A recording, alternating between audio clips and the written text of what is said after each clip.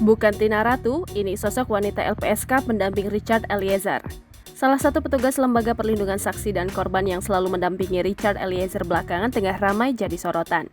Seorang pengguna akun TikTok bernama @Tina Ratu yang mengaku menjadi sosok petugas wanita LPSK tersebut. Namun Tina Ratu dalam unggahan terbarunya sudah mengakui jika petugas wanita LPSK itu bukan dirinya. Atas dasar itu, Wakil Ketua LPSK Edwin Partogi Pasaribu buka suara terkait sosok wanita yang mendampingi Richard Eliezer itu. Edwin membantah bahwa Tina Ratu adalah anggota LPSK. Atas dasar itu, Tina Ratu dipastikan hanya mengaku-ngaku dalam video yang menjadi viral tersebut bahwa dirinya adalah wanita yang mendampingi Richard selama sidang vonis beberapa waktu lalu. Ternyata identitas asli terduga dari petugas wanita LPSK pendamping Eliezer yang selama ini dicari-cari oleh publik sudah diungkap oleh akun TikTok @nuni_eliezer. Petugas wanita LPSK ini terlihat menundukkan kepala dan memejamkan mata sambil menggenggam rangkaian bunga warna putih. Ia mengomentari video yang menampilkan fotonya itu.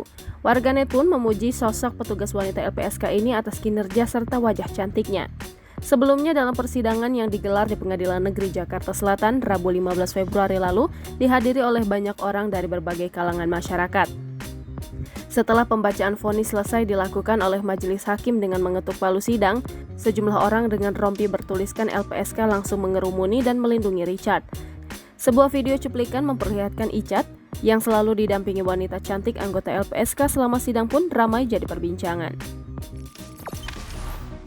Jangan lupa subscribe, share, komen, dan like ya!